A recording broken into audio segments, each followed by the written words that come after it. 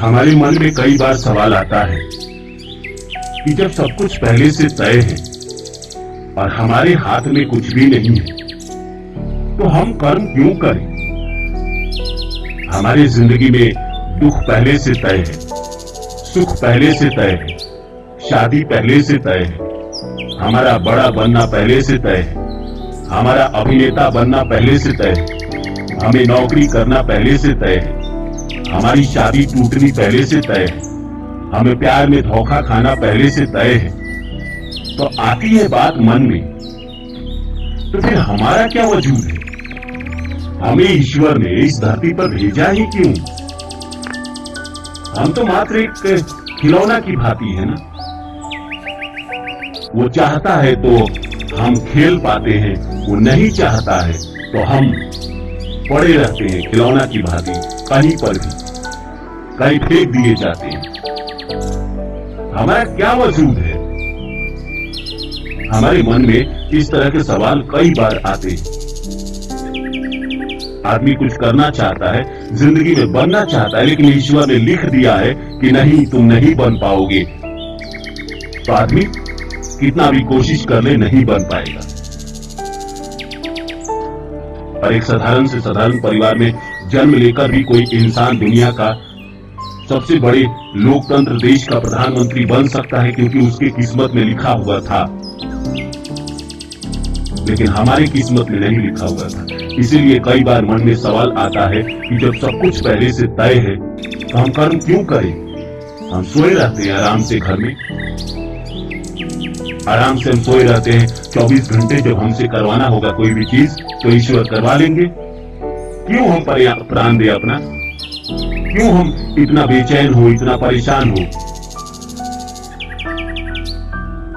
इतना हताश हो चीजों को लेकर, जब हमें मिलना ही नहीं है? हम कितना भी कोशिश कर ले, हमारे अनुसार कुछ होना ही नहीं है।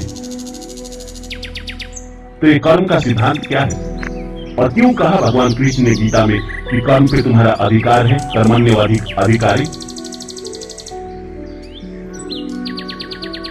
लेकिन मैं तो इस जिंदगी में देख रहा हूं कि सब कुछ अपने आप घटित हो रहा है। मैं जो करना चाहता हूं वो नहीं होता है, बल्कि वो होता है जो पहले से तय है। लाखों लोगों की शादियां टूट रही है, क्या ये पहले से तय था? लाखों लोग रोज मारे जा रहे हैं, कहीं बम ब्लास्ट हो जा रहा है, तो कहीं कुछ तो कहीं कुछ। ये सब क्या पहले से तय था? इतने लोगों की जिंदगी नरक के समान है, लाखों लोग सड़क पे भीख मांग रहे हैं, क्या ये सब भी पहले से तय था? अगर ये सब पहले से ही तय था तो हमारा सवाल बस इतना है कि हम कर्म क्यों करें? लॉसे का एक सिद्धांत है। लॉसे कहता है कि तुम बस करता हो, जो हो रहा है अपने आप हो रहा है, अपने आप घटित हो रहा है। चीजों का घटित होना स्वाभाविक है, तुम बस उसके कर्ता हो। तुम्हारे हाथ में बस इतना है कि तुम कर्ता का हिस्सा बनो या ना बनो। लेकिन मेरा सवाल ये भी है, लॉसे जैसे इस बात को लेकर जैसे कहता है कि तुम कर्ता बनो या ना बनो, तो अगर सब कुछ पहले से तय है तो कर्ता मैं कैसे ना बनूंगा? वो तो मुझसे करवा लेगा ना वो कर्म जो कराना चाहता है। अगर कुछ कहीं मुझे जिंदगी में कुछ बनना है तो वो बनवा देगा ना मुझे। अगर नहीं बनना है तो नहीं बनने देगा ना, चाहे मैं कितना भी कोशिश कर लूं। लॉसे एक कहानी सुनाया करता था। ये मजाक की कहानी है कि एक युवा समुद्र किनारे अपने प्रेमिका के साथ बैठा हुआ था। चांदनी रात थी, पूर्णिमा की रात थी। समुद्र में लहरें उठ रही थी, बड़ी जोर की। समुद्र लहरें उठाकर किनारे तक आती। वो युवा अपने प्रेयसी को देखकर मुस्कुराते हुए कहता है, देखो।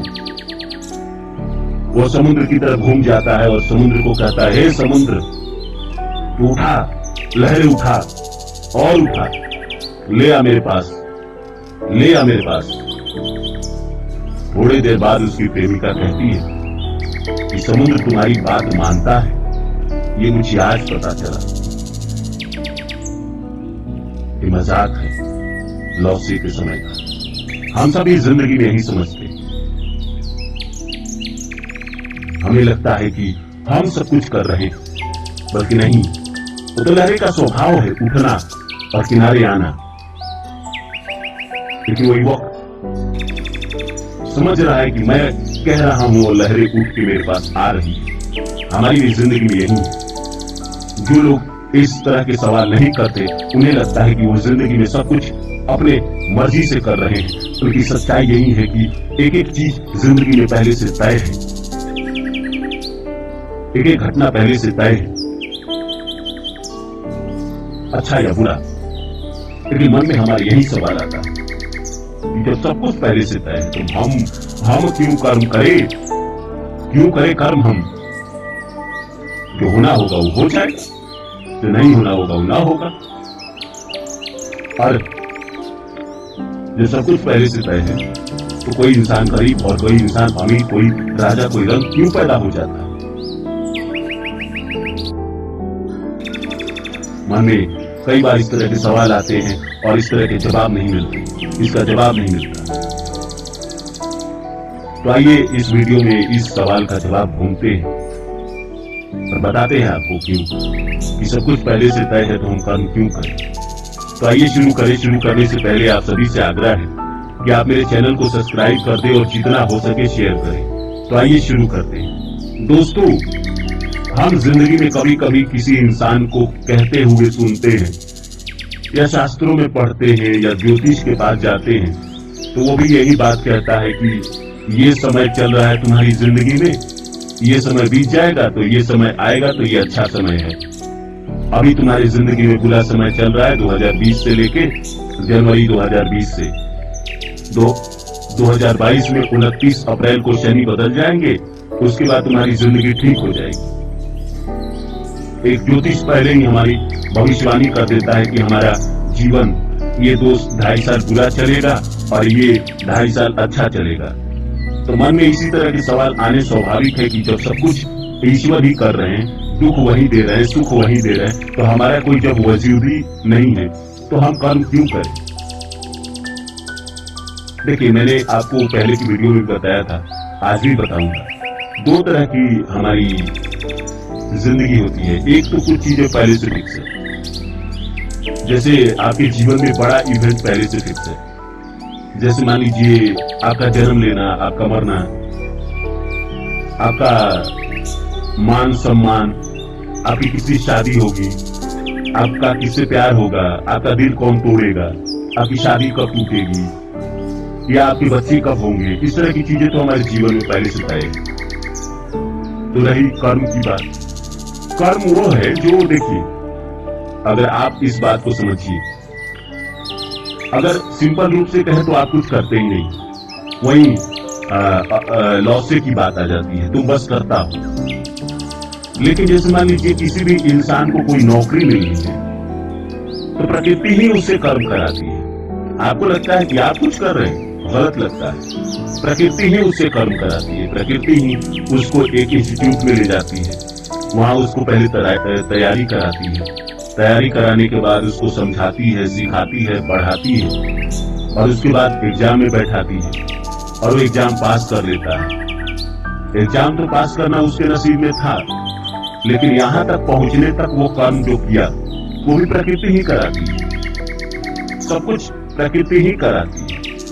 और सिंपल सी बात है, अगर भगवान कृष्ण की गीता में अगर बात सुनेंगे, जब अर्जुन पूछता है कि मैं कर्म क्यों करूं प्रभु, मैं भी चला जाता हूं ना ऋषियों की भांति, जाके हिमालय में बैठा रहूंगा, तपस्या की भांति लीन हो जाऊंगा, मोक्ष को प्राप्त कर लूंगा। क्यों करूं कर्म? मैं युद्ध क्यों करूं? क्यों मारूं अपने ही पितामह को? क्यों मारूं अपने ही भाइयों को?